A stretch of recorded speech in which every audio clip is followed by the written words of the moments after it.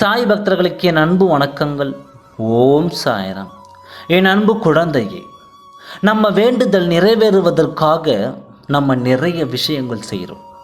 வியாழன் விரதம் இருக்கிறோம், சத்சரிதம் படிக்கிறோம், இன்னும் என்னென்ன பரிகாரம் இருக்கோ அதை கேட்ட உடனே அதையும் செய்து பார்க்கிறோம். நம்மால் நாமே வருத்தி கொண்டு ஒரு சில விஷயங்களை செய்துக்கிட்டு தான் வரும். இது எல்லாமே நம்ம வேண்டுதல் எப்படியாவது நிறைவேறிடாதா அப்படிங்கிற ஒரு எதிர்பார்ப்பு தான். ஆனால் நம்ம வேண்டுதல் எல்லாம் இன்னும் தள்ளி போயிட்டே இருக்கும் பொழுது நம்ம மனசுக்குள்ள ஒரு கேள்வி வரும். என் வேண்டுதல் நிறைவேற இத்தனை விஷயங்களை நான் செய்தேனே சாயப்பா, எதுவுமே உங்களை வந்து சேரலையா? என்னை வருத்தி நான் செஞ்ச எந்த விஷயங்களும் பலனே இல்லையா? எல்லாமே வீண்தானா? இனி என்ன செஞ்சா என் வேண்டுதல் நிறைவேறும் அப்படிங்கிற கேள்வி உங்கள் மனசுக்குள்ள நிறைய இருக்கிற கேள்விக்கெல்லாம் இந்த பதிவு மூலியமா நம்ம சாயப்பா கிட்ட கேட்கலாம். அவ்வாறு என்ன சொல்றாரு, அவர் என்ன சொல்றாருன்னு இந்த பதிவு மூலியமா கேட்டுடலாம். வாங்க. என் அன்பு குழந்தையே, உன் பிரார்த்தனைகளையும் வேண்டுதல்களையும் என் காலடியில் வைத்துவிட்டு எதிர்பார்ப்புகளோடு என்னையே பார்த்து கொண்டிருக்கிறாய். எப்பொழுது சாயப்பா என் வேண்டுதல்கள் நிறைவேறும் என்று கண் திறந்து பார்க்க மாட்டாயா என்றும் நீ கேட்பது என் செவிகளில் விழுகிறது. உன் சாயப்பாவின் கண்களுக்கு எதுவுமே தப்புவது இல்லை. நடப்பன எல்லாவற்றையும் பார்த்து கொண்டு கேட்டும் கொண்டும் தான் இருக்கிறேன்.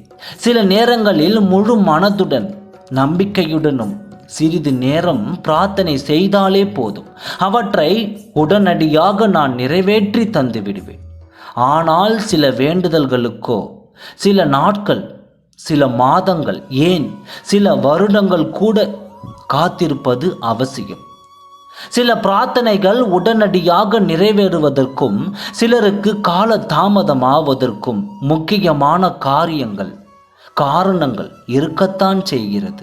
இப்பொழுது நான் சொல்வதை கோபப்படாமல் பொறுமையுடனும் அமைதியாகவும் கவனமாகவும் கேள்.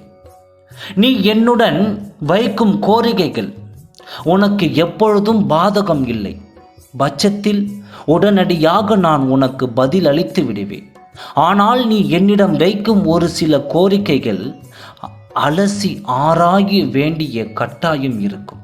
நீ என்னிடம் வேண்டி நிற்பது உனக்கு பொருத்தமானதாகவும் உன் வாழ்விற்கு சாதகமானதாகவும் எந்த பாதகமும் உனக்கு தராத வண்ணமும் இருக்கிறதா என்பதை நான் ஆராய வேண்டும். நல்லது கெட்டவைகளை நான் ஆராய வேண்டும். நல்லது கெட்டது ஆராய்வதுடன் அது எந்த நேரத்தில் உனக்கு கொடுக்கப்பட வேண்டும் என்பதையும், யாரால், எவ்விதம், எப்படி, எந்த சூழ்நிலையில் உனக்கு அது கிடைக்க வேண்டும் என்றும் நான் அப்படி கிடைத்தால் நிரந்தர சந்தோஷம் உனக்கு கிடைக்கும் என்பதையும் யோசித்து சரியான நேரத்தில், சரியான காலகட்டத்தில், சரியான நபரால் உன் கரங்களில் அதை நான் சேர்ப்பேன். அதற்காகவே இந்த காலதாமதம். ஆனால் ஒன்றை நீ உறுதியாக புரிந்து கொள்ள வேண்டும். அதை நான் சொல்கிறேன், கேள்.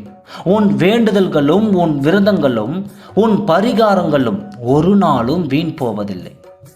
உன்னையவே வருத்தி கொண்டு நீ செய்து வரும் இத்தனை யாகங்களும் என்னை சேர்ந்து கொண்டு தான் இருக்கின்றன. இத்தனைக்கும் பலங்கள் கட்டாயம் உன் கைமேல் கிடைக்கத்தான் போகிறது. அவற்றிற்கான எல்லா பலன்களையும் ஒன்று சேர்த்து ஒரு நாள் உன் கைகளில் பரிசாக தருவேன். ஆம் குழந்தையே, உன் பிரார்த்தனைகளுக்கு ஒரு பொழுதும் பதில் இல்லாமல் போகாது. அதனால் பொறுமையும் உறுதியான நம்பிக்கை மட்டும் கொள். மணிக்கணக்கோ நாள் கணக்கோ நீ எண்ணிக்கொண்டே இருக்க வேண்டாம். எந்த நேரத்திலும் என்னை பிரதிபலித்தாயோ நம்புவதையோ நிறுத்த வேண்டாம்.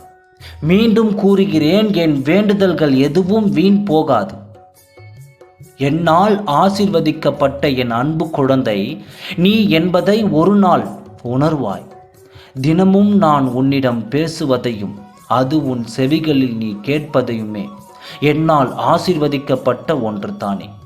என் குழந்தையின் மனதை ஆறுதல் படுத்துவதும் அமைதிப்படுத்துவதும் என் குழந்தையின் மனதை ஆறுதல் படுத்துவதும் அமைதிப்படுத்துவதும் தானே.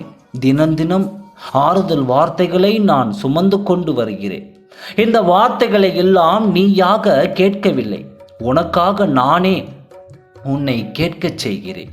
ஆம் குழந்தையே, ஒவ்வொரு நாளும் உன் சாயப்பா உன்னோடே பயணிக்கிறேன். தைரியமாக இரு, உன் மனதை குளிர வைக்கப் போகிறேன். கவலை கொள்ளாமல் இரு, சந்தோஷமாக அனைத்தும் இனி ஜெயமாகும். ஓம் சாய்ராம். நன்றி, வணக்கம்.